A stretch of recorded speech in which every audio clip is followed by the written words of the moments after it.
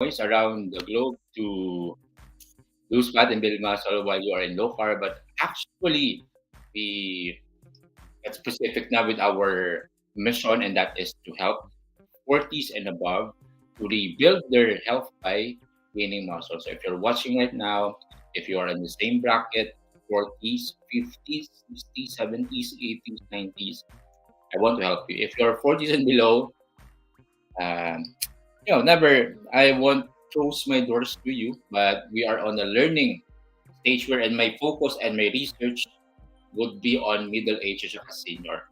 Let me know where you're tuning from. We'll talk about the best exercises for longevity. Ano-ano nga ba yung mga exercises that will help you prolong your life? So, first and foremost, I'd like to let you know there's a free ebook that you can avail without payment. Kasi free siya. If you want to lose fat or build muscle, let me know. Share this video and then message me. I will give you your ebook completely free. Now, I like to start with having this set of people. Okay, so I will flash on the screen yung mga icons. Okay, they are popular. Some of them might not be popular to you, but these people are very successful. So let me know after I flash these three people what's the common thing among them. Okay, first is we have name niya is Strauss Zelnick. Strauss Zelnick. He is a CEO. That's a clue. Okay. We also have this one. This guy. What's the name of this guy? Let me know in the comment section. Ano yung pangalan? What's the name of this familiar face? Sino nga ba? Okay. Pangatlo, we have this. Okay, hindi siguro visible. Okay. What's the name of this phenomenal woman? Sige. Now that I've flashed these three people, let me know in the comment section what's the common thing about them. What's the common thing? What's the common thing? Okay, sabi dito ni June. Okay, June, yung kanina si Jackie Chan, may tama ka. Okay. Yes? Okay, so yeah, the common thing with these three people, they are, but before I reveal, let me reveal first their age. First is Strauss Zelnick, 64 years old. He is a CEO of a multi-million-dollar company, 64 years old. Jackie Chan is 68 years old. Angelina Jolie is, make a guess, 52 years old. Now, I've given to you their age. Now, what's the common thing? All of them are active.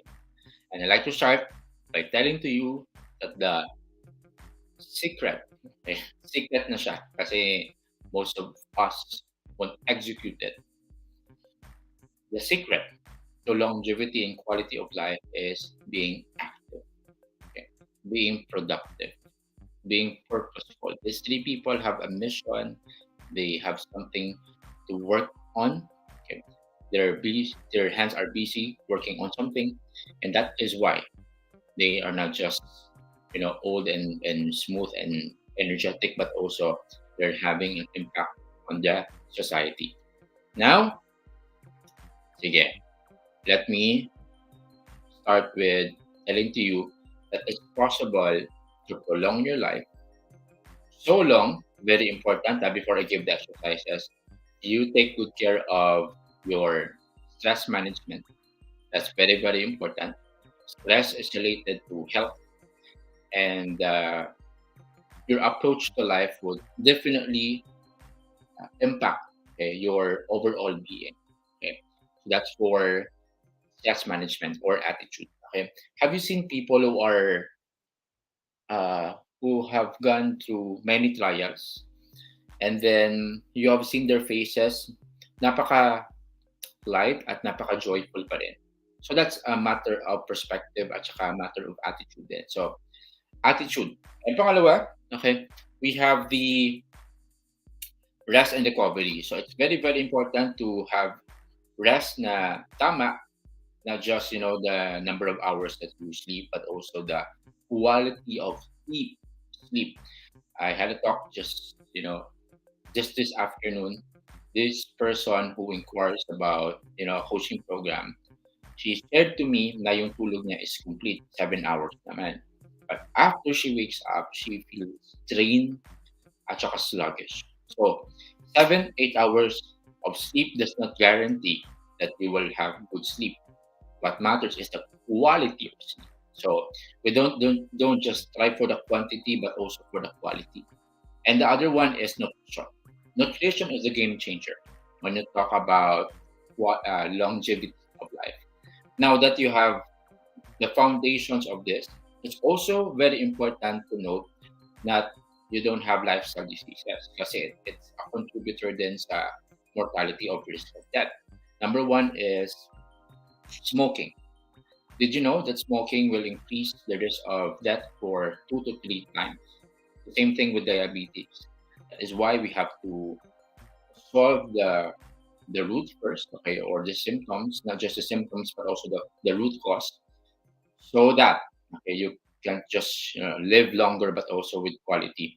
So when you say quantity or longevity, we're not just talking about live longer at saka yung katawan mo is very static or passive naman. We don't want that. We want you to live longer but active at the same time.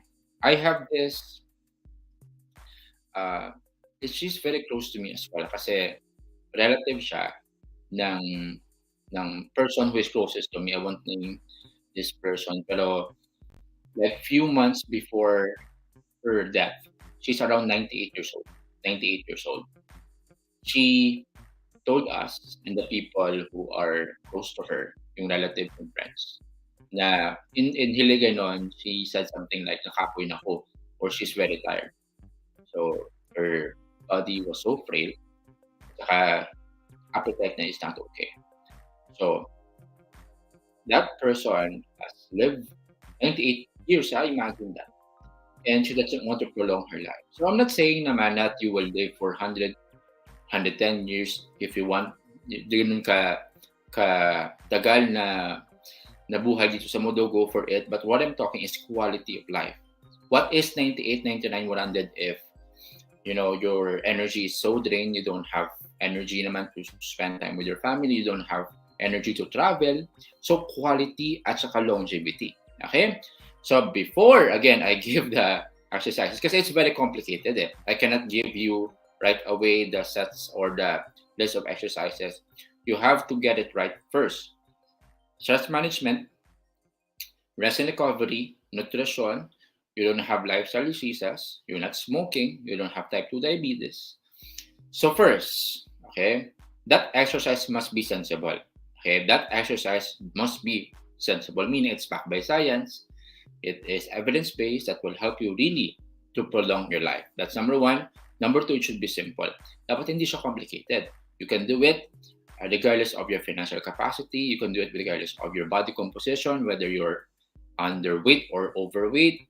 It's not complicated. It's not too rigid. It's not too strict. It's so simple. You can do it. Pangatlo, it should be sustainable. Meaning to say, you can prolong it, you can sustain it for 2 months, 3 months, 4 years, and for your lifestyle. If something that you like to do related to health, it's very complicated, it's very hard for you to follow, it's not sustainable. So if these exercises pass the criteria of being sensible, being simple, at saka sustainable, that's the best exercise for you. First on the list, we have walking. Okay? Walking. Kasi walking is more on the mental, emotional than physical. Diba? When you walk, it doesn't require a lot of effort at saka willpower. But the immediate effect to you is this. You will feel light. You'll feel relaxed. And being relaxed, will help you set free from stress at saka be occupied by problems. And being occupied by problems and being stressed, of course, related to risk of death. So if you want to at least manage, okay, your stress, the best approach to that is walking. So walking as well is sustainable, simple, at saka sensible. It has a long list of benefits. It has a long list of evidence-based benefits. But what matters is regardless of your financial capacity, regardless of your body composition, payat ka man or not so payat, you can do walking. And it's free and flexible. That's a good thing about walking. Number one, walking. By the way, walking is different from workout. Walking is different from workout. Walking is more of exercising your emotional mental state. Okay? Yung workout naman involves lifting. Okay, resistance training. Well, it also helps you with your mental, emotional state, but it also involves yung physical strength as well. So that each has its own benefit and each has its own purpose. Pangalawa, given before I reveal the number two exercise, given you don't have injury, given that you follow the correct form at saka execution, I like to recommend to you compound exercises. Kasi you can save a lot of time at saka you can maximize your effort at saka energy as well. Compound exercises, sila to yung mga exercises that involves a lot of muscle groups. Let's say, bench press. Alam niyo yung bench press, di ba? May bench omega, tapos may bar or dumbbell. Okay, ganito ka. Tama? So, it involves multiple muscle groups, not just chest, but also shoulders and a bit of triceps. We have squats. Yung squats, di ba? Meron kang dumbbell, meron kang barbell, or maybe you're starting body weight lang. That's okay. So, when you squat, di ba? Yung involved na muscle is the quads, okay, the glutes, the hamstrings, the calves, lower back. So by doing that, you are saving time at saka you are targeting, working smart at the same time. Especially if you're busy, you want to maximize your time. Maybe you have only 30 minutes, 30 minutes for 3 days spare time for workout. So compound exercises are the best exercises for you. What else? I mentioned bench press. I mentioned squats. I like to mention deadlift as well. But again, it should be guided. Kasi for some, hindi nila kaya yung deadlift. So, pangalan pa lang kasi deadlift. But actually, if you do it right, it's really, really good. Deadlift would help you grow your glutes, your back, your traps. Maraming matatarget ng deadlift. What else? We also have military press or shoulder press. Diba? Merong bar, merong dumbbell. Okay. Okay, dito. Okay. Diba ganito? Taas. Okay, this one targets not just your shoulders, it also targets your upper chest, okay?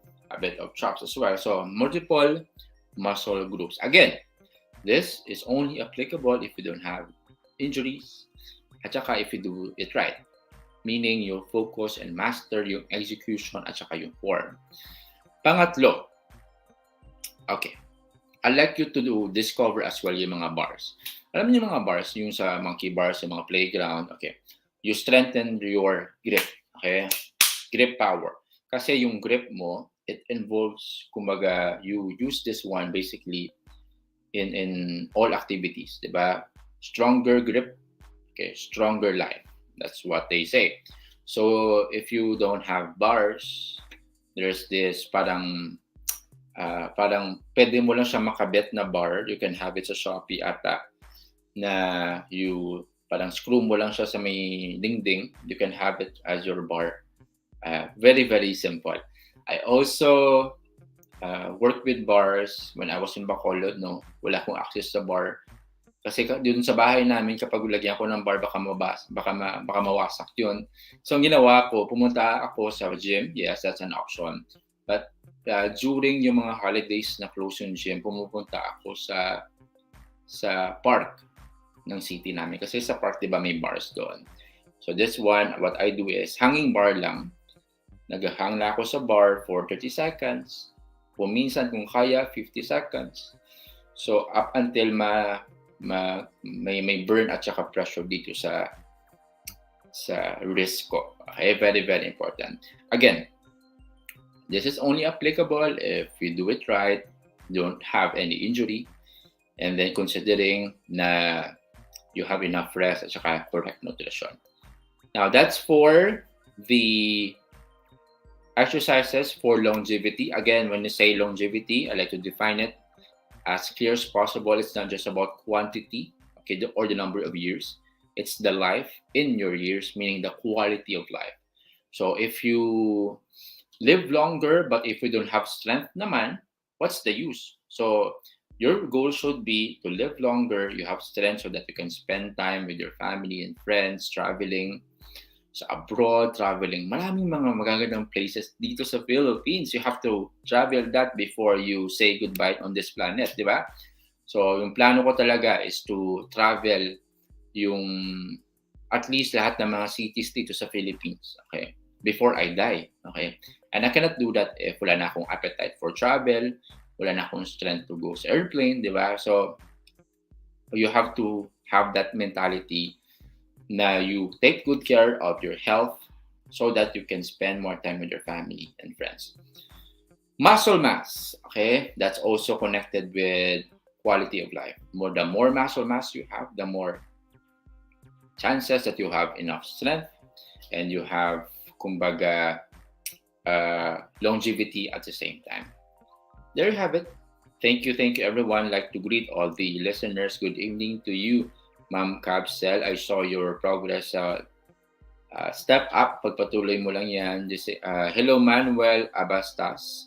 Great to see you. Thank you for tagging your friends. Mayong gabi din to you, Evelyn. Al Gray, great to see you. I saw your progress as well sa Step Up Challenge. Keep it up. Si Askap Pinanunang. Good PM sa inyo. Great to see you here, Ma'am Teresa Di Pamailo. So happy to see you, Ma'am. Me Saibel, great to see you, Ma'am. Long time no see. Kumbaga, dito sa live. Si Vilma Boyago King Giga. Okay, I hope tama yung pa-pronounce ko sa name niyo, Ma'am. And of course, ever, Nanay, Madam. Okay, Madam Regina, hello to you, Madam. Okay.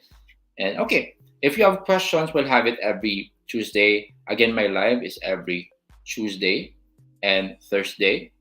I don't know, Tuesday lang. 7 p.m. is more of discussion at saka greeting lang with you. So, and then for those who don't have ebook yet, I'd like to encourage you to be part of our campaign, and that is to make Philippines healthy. Share this live talk, and I will give you your ebook completely free.